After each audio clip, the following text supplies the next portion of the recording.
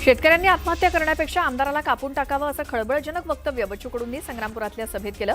तर आमदाराला बोललो तर इतकं वाईट वाटलं इतकं एवढंच शेतकऱ्यांबाबत सुद्धा कळवळा वाटू द्यावा असं म्हणत आपल्या वक्तव्यावरती ठाम असल्याचं कडू म्हणाले। तर बच्चू कडूंच्या वक्तव्याचा संजय शिरसाटांनी चांगलाच समाचार घेतला। कडूंनी शेतकऱ्यांना सल्ला देण्यापेक्षा स्वतः करावं, शेतकऱ्यांना अडचणीत आणू नये, फक्त प्रसिद्धीसाठी अशी वक्तव्य करणं योग्य नाही अशा सल्ल्याने आधीच अडचणीत असलेला शेतकरी आणखी अडचणीत येईल असं वक्तव्य संजय शिरसाट यांनी केलं।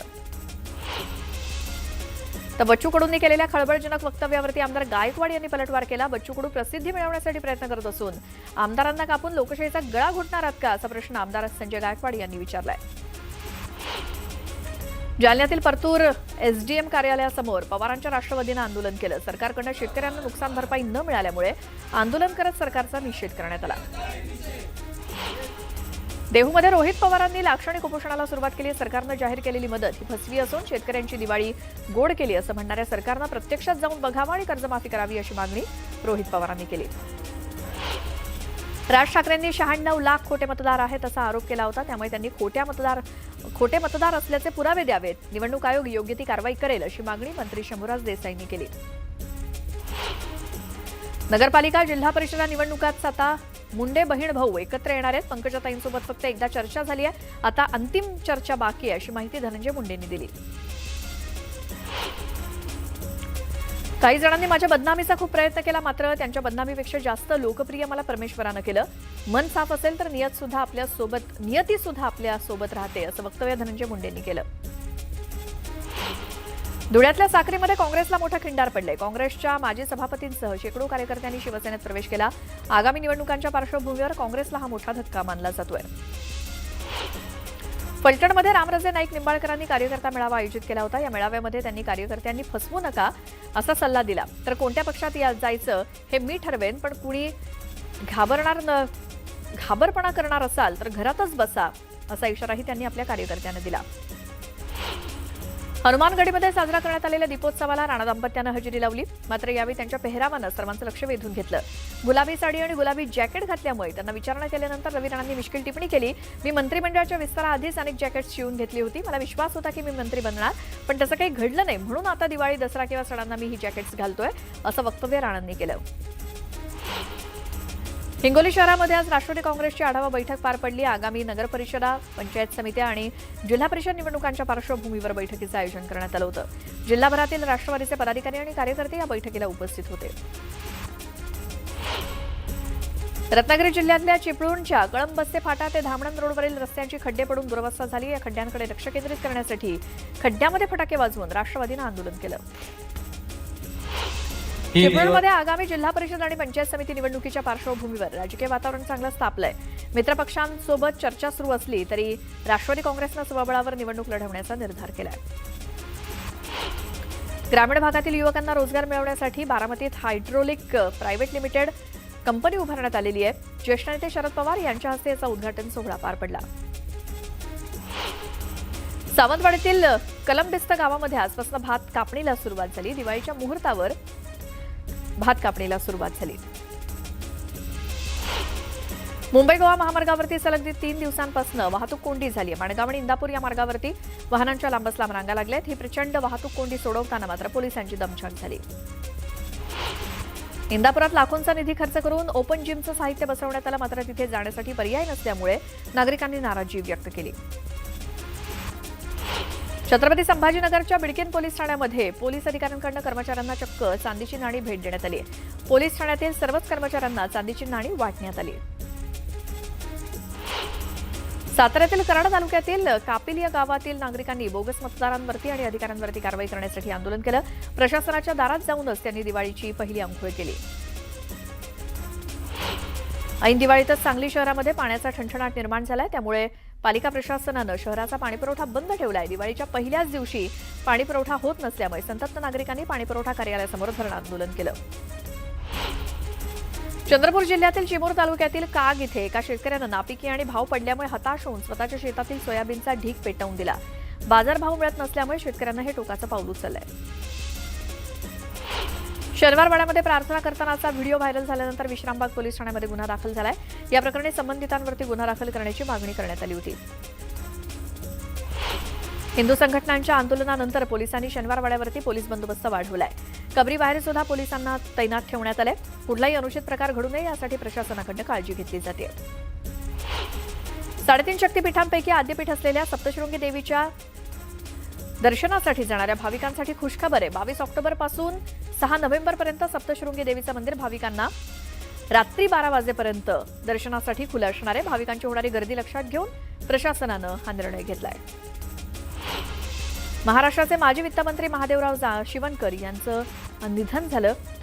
वृद्धापकाळानं त्यांची प्राणज्योत मालवली. शिरूर तालुक्यातील चिंचणे इथे घोड धरणातनं रात्रीच्या वेळी वाळू उपसा सुरू आहे. महसूल विभागानं 2 वेळा कारवाई केली असली तरी प्रशासन सुट्टीवर असताना वाळू माफियांचा उच्छाद सुरू आहे. त्यामुळे धरण परिसर धोक्यात आल्याची तक्रार स्थानिकांनी केली आहे. परभणीतील कासापूरमध्ये शेतकऱ्यांनी गोदावरी नदीत जलसमाधी आंदोलन केलंय. नुकसान भरपाई आणि पीक विमा मिळत नसल्याचा शेतकऱ्यांनी आरोप केलाय. ढालेगाव बंधारा परिसरामध्ये जलसमाधी आंदोलन करण्यात आलं. जळगावच्या बऱ्हाणपूर अंकलेश्वर महामार्गावरील रस्त्यावरती खड्ड्याचं साम्राज्य आहे. खड्ड्यामुळे वाहन चालकांना तारेवरची कसरत करावी लागते. तर या खड्ड्यामुळे अनेकांना आपला जीव गमावण्याची वेळ आली आहे. त्यामुळे हे खड्डे तात्काळ बुजवण्यात यावेत अशी मागणी वाहन चालकांनी केली.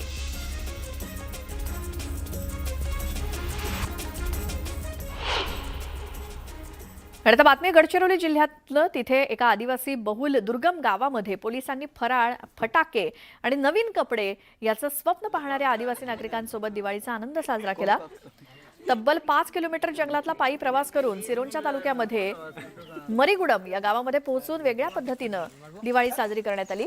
या सगळ्याचा आढावा घेतला आमचे प्रतिनिधी महेश तिवारी यांनी. दिवाळीचा उत्साह सगळीकडे आपल्याला पाहायला मिळतो. मात्र अतिदुर्गम गावांमध्ये दिवाळी म्हणजे अजूनही दुर्लभ आहे. अशा अतिदुर्गम भागातल्या आदिवासी बहुल भागात गडचिरोली पोलीस दलाचे अधिकारी जवान जाऊन त्यांच्यासोबत दिवाळी साजरी करतात. मर्रीगुडम हे अतिदुर्गम गाव आहे, अतिसंवेदनशील गाव आहे, ज्या भागात कधी काही माओवाद्यांच्या हालचाली असायच्या. आता या ठिकाणी आपण बघू शकता स्थानिक SDPO संदेश नाईक, पोलीस निरीक्षक निखिल फटिंग सर हे स्वतः या गावात आलेले आहेत आणि मुलांसोबत दिवाळीचा सण साजरा होत आहे. या ठिकाणी मुलांसाठी गोड पदार्थ आहेत आणि फराळ देण्यात आलेला आहे. विचारपूस करत आहेत. कपडे आणण्यात आलेले आहेत. काही फटाके सुद्धा आहेत. म्हणजे इथं या शाळेतली मुलं आहेत, त्यासोबतच स्थानिक गावकरी आहेत. त्या ठिकाणी आदिवासी महिला, पुरुष वगैरे आहेत, मोठ्या प्रमाणात आहेत. आणि हा जो भाग आहे या भागात म्हणजे एक या लोकांना एक दिलासा देण्याचा प्रयत्न आहे. दिवाळीसाठी आम्ही तुमच्यासोबत आहे सांगण्याचा प्रयत्न आहे. कपडे त्यांना दिले जात आहेत, नवीन कपडे. कारण आपण पाहतो की दुर्गम भागात अशा पद्धतीचं चित्र फारसं पाहायला मिळत नाही. अशा लोकांना दिवाळीचा आनंद देण्याचा हा गडचिरोली पोलीस दलाचा प्रयत्न आहे. या ठिकाणी स्वतः SDPO, PI त्यांचे सगळे कर्मचारी या ठिकाणी आलेले आहेत, पुरुष कर्मचारी, महिला कर्मचारी. आणि या भागात आल्यानंतर नागरिकांशी संवाद साधण्यात आला. त्यांच्या काय समस्या ते विचारण्यात आलं. एक वेगळ्या पद्धतीचा प्रयत्न आहे. कारण शहरात मोठा उत्साह दिवाळीचा सगळीकडे दिसतो, मात्र दुर्गम भागात, ज्या भागात विकासाची किरण नाही, अशा भागात जिथं वीज सहसा राहत नाही, मोबाईलचा टावर आत्ता आलेला आहे, पावसाळ्यात या गावाचा संपर्क तुटतो, रस्ता बनवण्यात आला, पूल लहान पूल आहे, अशा भागात पायी चालत येऊन यांनी या नागरिकांसोबत संवाद साधला अधिकाऱ्यांनी आणि वेगळ्या पद्धतीचा प्रयत्न आहे. मला सांगा, ग्रामभेटमध्ये या भागातल्या समस्याचा नागरिकांना समस्या सांगितलेल्या आहेत, कशा पद्धतीने यासाठी प्रयत्न केले जाते? या मार्फतीने आम्ही जे विभागाच्या ज्या समस्या आहेत त्या लिहून घेत असतो आणि त्यांच्याशी पत्रव्यवहार करून त्या समस्या दूर करण्याचा प्रयत्न करत असतो. एकूणच आत्ता ही जी दिवाळी यांच्यासोबत साजरी केली असली तरी त्याचा 2 उद्देश होता. ग्रामभेटीच्या माध्यमातून नागरिकांशी संवाद साधणे, या भागातल्या समस्या समजून घेऊन प्रशासनापर्यंत पोहोचवणे, हा सुद्धा उद्देश स्थानिक पोलीस पूर्ण करण्याचा प्रयत्न करत आहेत. महेश तिवारी, न्यूज 18 लोकमत, गडचिरोली. नांदेडच्या सचखंड गुरुद्वारात तख्त स्नानानं आजपासून दिवाळीला सुरुवात झाली आहे. गुरुद्वारातील तख्त स्नानाची पुरातन परंपरा अबाधित ठेवण्यात आली आहे. विक्रोळीमध्ये दरवर्षीप्रमाणे यंदा देखील दिवाळी मोठ्या उत्साहात साजरी होते. बऱ्याच हिंदू बांधवांनी आपली परंपरा जपत दिवाळीच्या पहिल्या दिवशी जल्लोषात आनंदोत्सव साजरा केला. उल्हासनगरातील हटरी या दिवापंतीनं सिंधी बांधवांनी दिवाळी साजरी केली. अहमदाबादमधील महेसाण भागातील वाघरी समाज हे हटरी दिवे बनवतात. सिंधी समाजानं फाळणीपूर्वी पाकिस्तानच्या सिंध प्रांतात असल्यापासूनची ही परंपरा जपलेली आहे. पुण्यामध्ये गोरगरीब रस्त्यावरती राहणाऱ्या मुलांसाठी अनोख्या अभ्यंग स्नानाचं आयोजन करण्यात आलं होतं. गुडलक चौकामध्ये दिवाळी निमित्तानं हा उपक्रम राबवण्यात आला. यावेळी मुलांना स्नान घालून त्यांना नवीन कपड्यांचं मिठाईचं वाटप करण्यात आलं. दिवाळीच्या पार्श्वभूमीवर धुळ्यातील सुप्रसिद्ध BAPS स्वामीनारायण मंदिरामध्ये तब्बल 3000 दिव्यांनी दीपोत्सव साजरा करण्यात आला. यावेळी स्वामीनारायण मंदिरात भाविकांची मोठ्या प्रमाणात गर्दी झाली होती.